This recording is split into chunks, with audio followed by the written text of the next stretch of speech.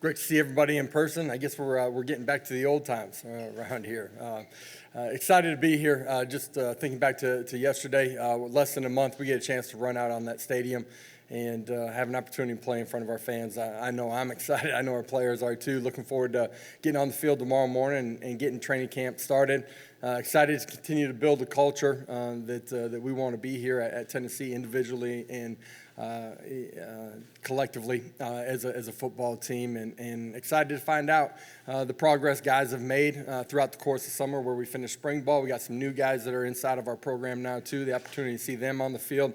And at the end of the day, see who's going to gain our trust and who we can count on and put in a position of success when we step on the field in September and open this season off. So with that, I'll open it up for some questions. Questions, and we'll get a mic to you. Please raise your hand. We'll get one to you. We'll start with Jimmy in the back.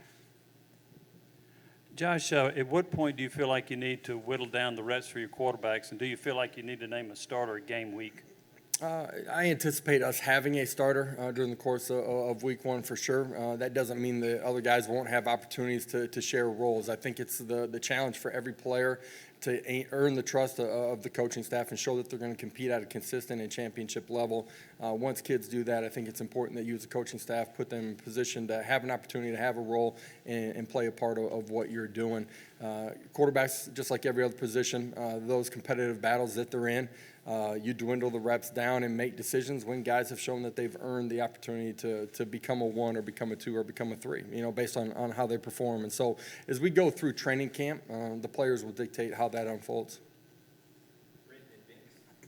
Yeah, Coach, two things follow up on that. Does that mean you're okay if it's a 2-quarterback platoon thing to start the year, or do you want it to be 1 quarterback as the starter? And then secondly, you spoke all offseason about kind of the things you've done outside of football, whether it's the cookouts or the dodgeballs or whatever. Is that something you've done everywhere, or is that something when you got here you felt like it was needed more here than maybe other places you've been? Yeah, for the quarterbacks, they're going to earn their role as they go through training camp. I anticipate us having a starter. That doesn't mean that other guys won't have an opportunity to play. And what that looks like is dictated by the performance during the course of training camp and where you feel like collectively and individually that group lies. And if you look at our track record, we've typically had a starter, but other guys have had situational roles that have been a big part of our success offensively. I don't think any position, the strength of a position can just be one guy. I know that's unique with a quarterback that there typically is one guy, but I think you got to continually develop that room. As far as team activities, building a culture, one of connection and love inside of our building, that certainly was really important here. It was one of the 2 things that I took away from my initial team meeting with them that they felt like was missing here, and something that was really important to them. I think that's who I am and what I'm about inside of the culture of the building. Hired staff that is wired that way too. It was important for us that we work really hard and compete really hard every single day, but at the same time, you can enjoy the people that you're doing that with. And I think it's important that you create opportunities outside of the game to share and grow and learn who your teammates and your staff are. And we've done that at other places. Certainly, you guys have seen we've put a ton of time and energy into that all spring and then certainly this summer as well. Hey, Josh. Vince Ferrar, 99.1 The Sports Animal here in Knoxville. How do you balance starters versus reserves in special teams? I understand nothing is absolute and you could have a blend, but wanting to have your best players maybe on the field as much as possible versus giving some guys some valuable time on the field. It's a third of the game that if you ask our players, they understand the importance of it. For us, we feel like we need to win that third of that phase of the game every single week. To do that, you got to play your best players. Does that mean a starting DB or wide receiver is going to play on all 4 special teams? Probably not, but they're going to play a role on our team's unit. And I think as you go through training camp, you balance the depth chart of where your roster's at with guys that can maybe be core team guys based on where you feel like they fall in the offensive defensive depth chart, that maybe are guys that are core guys that play on all 4 teams.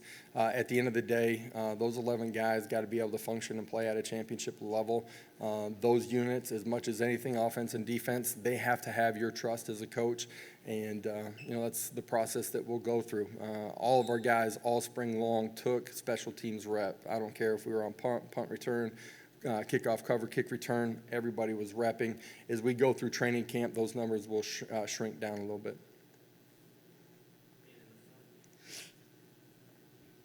Ben McKee with the Swain event and VolQuest.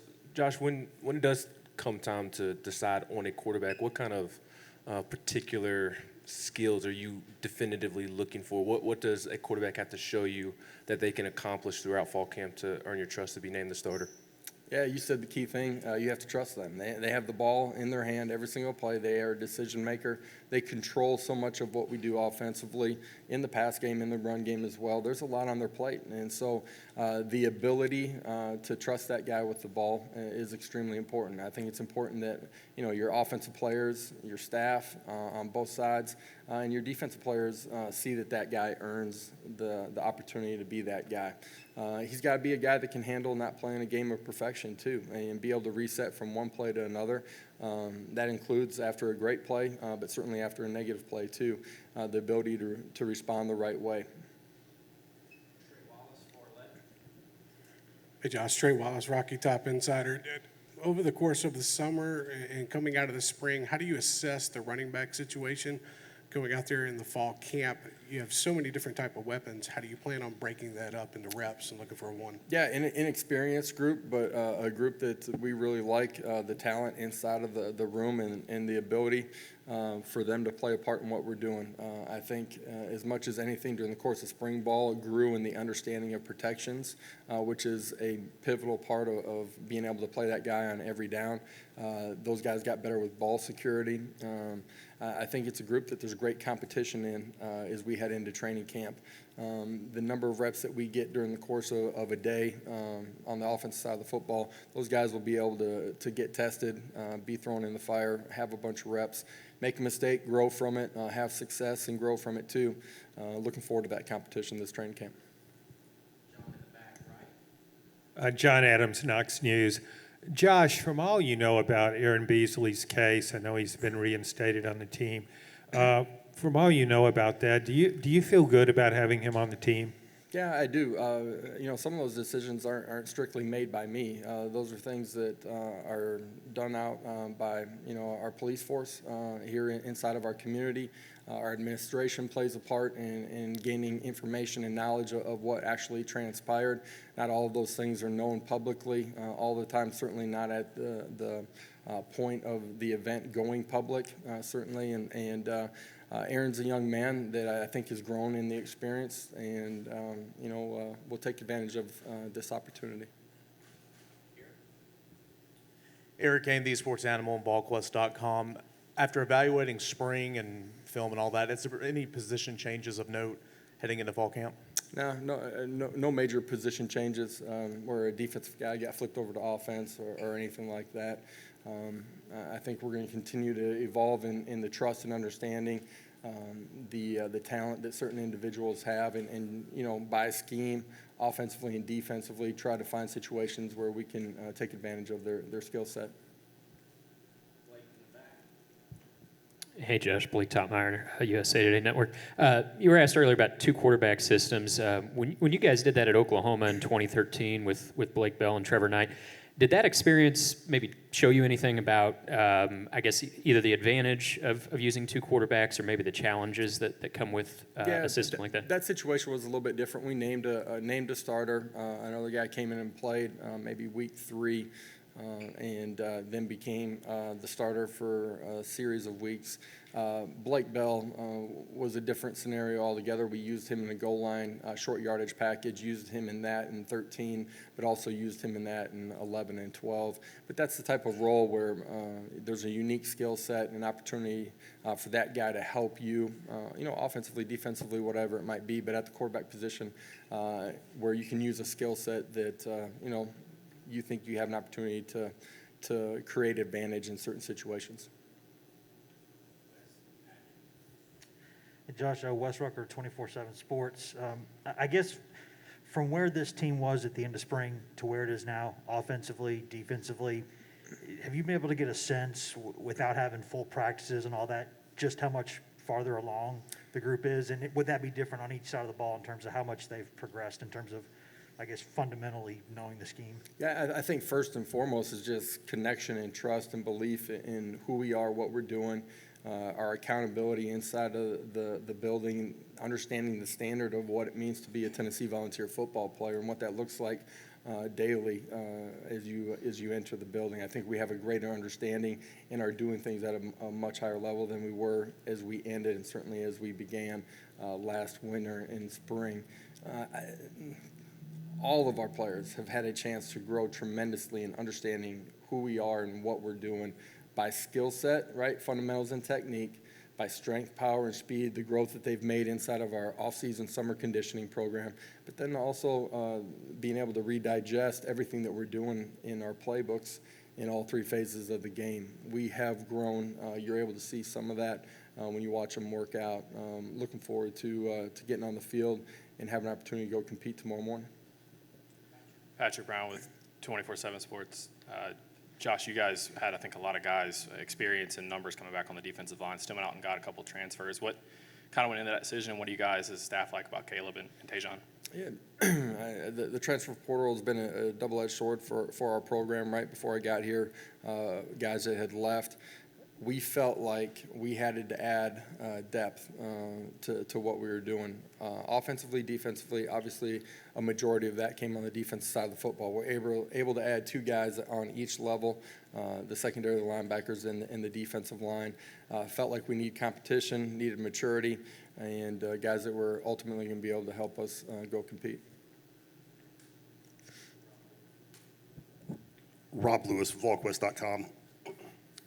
Coach, you took over a UCF program that was hitting on all cylinders, and then you came in, took this job, and it was, it was mired in controversy, the NCAA investigation. Just how much of a challenge was that compared to, your first There's go-round? challenges with every job. There's nothing easy in college sports. The competitive nature of it, how you enter the building, it's all about building connection, trust with your football team, no matter what the previous season looked like. Certainly, the uncertainty that our players faced, in the couple months leading up to me coming here was different than what I had faced going into UCF. The timing of when I got hired was different. You look at getting through June, typically the hiring process happens in December. We were cramming 7 months of work into 5 months. Proud of what our staff did, proud of what our players did too. But every job's unique, from recruiting to your alumni base to what's going on inside the program. But all of it's competitive and hard. Jimmy Heim, Sports Animal. Josh, you have had a lot more players that left in the transfer portal than you signed in the portal. You've also had a couple players that can't play for injuries. And I just wonder, how concerned are you about your depth on offense and defense? Yeah, certainly. Just where we're at roster-wise, we are thinner than you typically want to be or are when you head into training camp. Keeping our kids healthy throughout training camp, but during the course of the season will be a huge impact or have a huge impact on our season. We got to continue to develop the roster from the bottom up, and we're going to have some young guys who are going to need to help us as we go through this season. Coach, I know you had several guys limited in spring or missed spring because of injury. How healthy are those guys, and how healthy is this team as you start fall camp, whether it's Banks, Roman Harrison, Lenneth Whitehead, just your roster in general, how healthy are you? Getting those guys that were nicked up, a majority of them were shoulder injuries. All those guys are back, have had tremendous summers. Really anticipate every one of them being at 100% as we go through training camp. Making sure that we take care of them as we go through that, managing their workload, and making sure that they're continuing to stay healthy. Their maintenance plans will be really important. Our strength and conditioning staff and our training room have done a great job of working together to make sure that these guys are back and at 100%. Really like what those players have done. So you don't anticipate anybody? No, I don't anticipate anybody of major note being limited here as we start training camp. All those guys that you mentioned will be full go.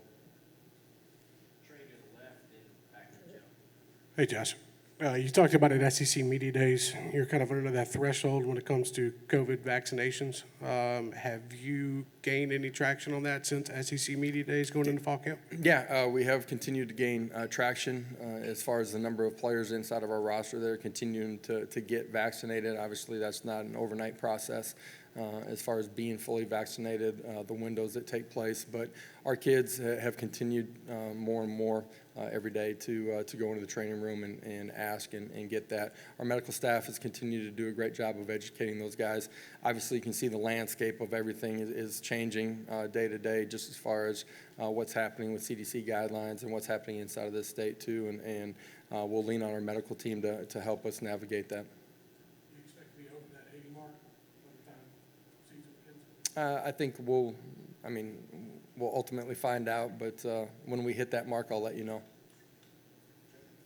Hey, Josh, Joe Rexler from The Athletic. You got all 4 quarterbacks talking today, coordinators. You've allowed assistants to talk. This is a little bit different from how it has been here. Just wondering how important it is to you to be open like that. What is the value in that for a program in this position right now? The value for us is that if you can have multiple voices speaking to the culture, the energy, what's going on inside of your program, I think it has a chance for our fan base to grab a hold of it, to see what's truly going on inside of our program, the gains and the progress that we're making daily, weekly, monthly. I think it has a chance to help us in recruiting as well. I think it's important. This is a passionate fan base that cares deeply about what's going on every day of the year, not just on game day Saturdays, the 8 times we play inside of Neyland Stadium. Giving them access and insight to who we are, what we're about, and how we're doing things, I think is really important.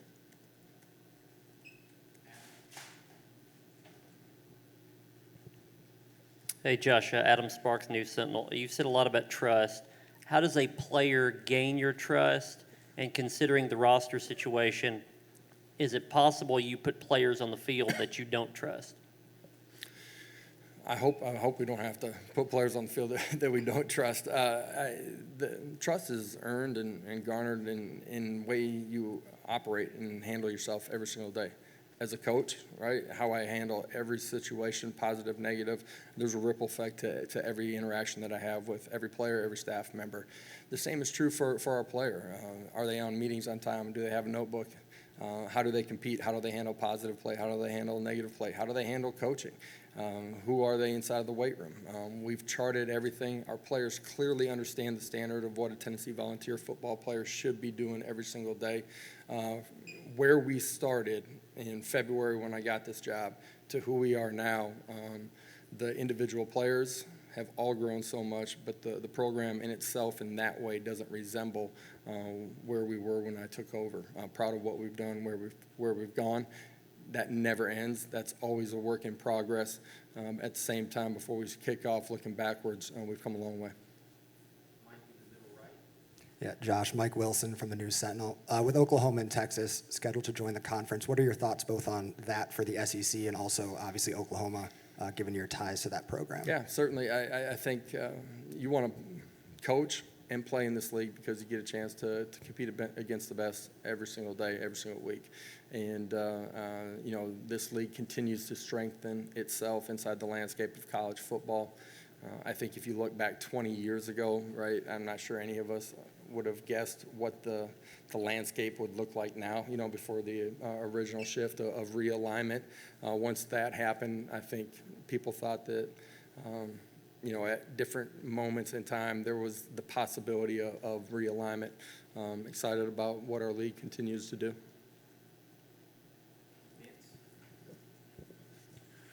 Josh, 2 things. Can you speak to Austin Pope, who's having to step away from football? And he mentioned that you encouraged him suggested to him to stay on scholarship so he could still be around the team and get those benefits. That's 1. And 2, have you identified punt and kickoff return candidates at this point? We have not named anybody kickoff, punt return. They're going to earn it. We chart it every single day. We chart, regular catches off of jugs. We chart competitive strain catches as well. Those guys understand that the guy that's going to be the guy back there catching the ball, someone that we're going to trust in his decision making. Also being able to field the ball, whether that's punt return, kick return, and a guy that's going to take care of it. Austin Pope, you absolutely hate it for the young man, a guy that obviously still wants to play, but the body's given out before his will to play the game. And that happens a lot in this sport. Hopefully not at this level, but certainly that happens at the next level. And just hate it for him because he's a guy that, we talk about trust. The coaching changes that he's been through, it took some work to build trust with him in some ways, but a guy that I think really started to trust the process, who we are, what we're about, and how we're doing things, and was really enjoying being inside of our building and felt good about, the potential for him to have a really big year. And, just medically just can't play anymore. And that transition to me is really difficult. It's something that I went through as a player, and those moments are tough when you're by yourself and you're uncertain about what your next step is, and that next step is happening faster than you planned on. So for him, just any way that we can help support him to go through that process, want him to understand that we are in his corner, appreciate everything that he's given to this football program, and want to be a resource for him, while he's going through that transition here over the next 6 months, but for life. And VFL means Vol for life, and that's something that we take very seriously inside of our program. Back to Jimmy in the back, then Blake. Josh, a number of players at the SEC Football Media Day said they would not pursue name, image, and likeness because they thought it would be a distraction. So from your perspective, how do you make sure that those that do pursue it, that it doesn't become a distraction? Absolutely. Everything you do once you leave this building has an opportunity to be a distraction. Your family can be. Name, image, and likeness can be. Your personal relationships outside of this thing can be. So I think it's about players understanding, prioritizing, having a true understanding of what they want to accomplish and what it takes for them to go do that, and staying true to that every single day. And I mentioned it at Media Days that I think this has an opportunity to help accelerate the growth curve of young men and how they approach things in everyday life, and time management and prioritizing the things that matter are certainly a part of that. And so you just try to educate those guys and make sure that they're making sound decisions. Hey, Josh, have you had any recent conversations with the administration about whether there's any plan to self-impose any penalties this year? And have you had an opportunity to offer your opinion and weigh in on that with the administration? My focus and our team's focus is on controlling the controllables, and everybody's extremely excited about what we've done and where we're heading, and the opportunity to get on the field tomorrow and start our training camp. From the moment that I've got here, our administration has kind of handled everything that's going on with the NCAA investigation. We've tried to be transparent and true with the kids in the building and the kids that we're recruiting. I don't know where that will ultimately end up or the time frame on that, but when we do, we'll communicate that with our players. But for us right now, every goal that we want to obtain is out there, and it's up to us to go chase it every single day.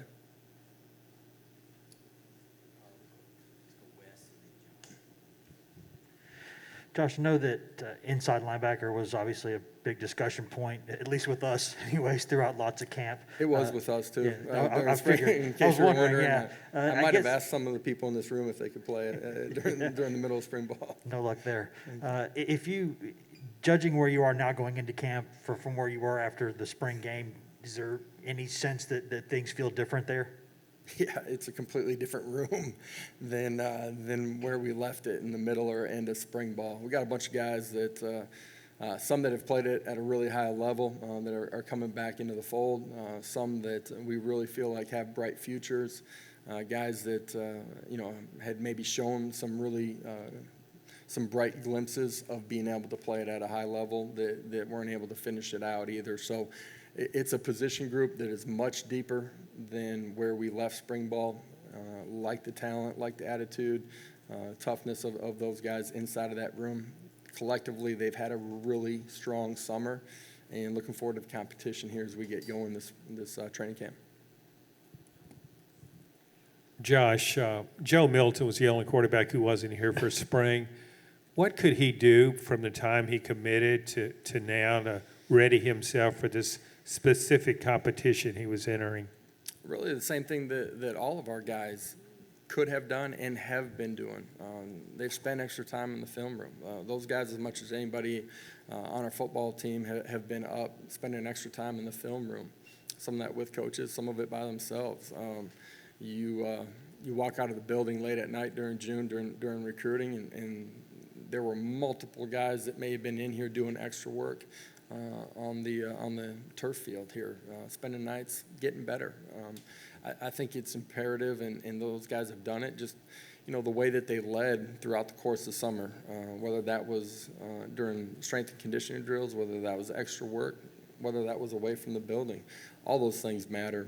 They've all prepared themselves in a great way, studying our playbook, watching film, getting better the way that they can mentally, but then also spending extra time here physically, fundamentally and technique-wise, getting better at the things that we're going to ask them to do when we get on the field tomorrow. Last question, Adam. Josh, I'm curious about projecting in August what you'll have during the season. What's sort of a coach's batting average of knowing in August what you're going to have at different positions throughout the year? How well will you know that in the next month? This game's about competing. Tomorrow's not promised. Yesterday has no bearing on today. Control today. Go out and compete as hard as you possibly can. If you focus on that, that'll take you where you want to go. Thank you, Coach. All right. Thank you.